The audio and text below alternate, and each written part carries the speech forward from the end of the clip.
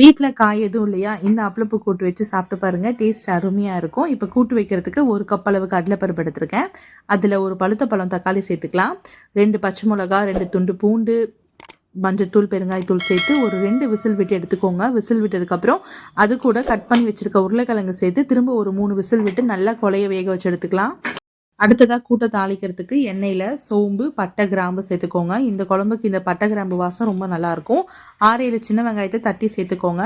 வெங்காயம் நல்லா புரிஞ்சதுக்கப்புறம் நம்ம விசில் விட்டு வச்சுருக்க உருளைக்கிழங்கை சேர்த்துக்கலாம். அடுத்ததாக வீட்டில் அரைச்ச 1 டேபிள் ஸ்பூன் அளவு குழம்பு தூள், 1 டீஸ்பூன் அளவு தனி மிளகாத்தூள், தேவையான அளவு உப்பு சேர்த்துக்கோங்க. உப்பு பார்த்து சேர்த்துக்கோங்க, ஏன்னா அப்பளப்பூவில் உப்பு இருக்கும். இது எல்லாத்தையும் சேர்த்து கொஞ்சமாக தண்ணி ஊற்றி நல்லா கொதிக்க விடுங்க. பருப்பை 2லேருந்து 3 நிமிஷம் நல்லா கொதிக்க வச்சுட்டு தேங்காவையும் சோம்பி நல்லா மைய பேஸ்ட் மாதிரி அரைச்சி அந்த கூட்டில் சேர்த்துக்கலாம்.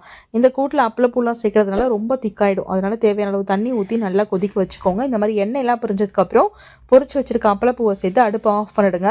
நல்லா குழம்பு திக்காயிடும். கண்டிப்பாக ட்ரை பண்ணி பார்த்துட்டு கமெண்ட் பண்ணுங்கள். சேனலை சப்ஸ்கிரைப்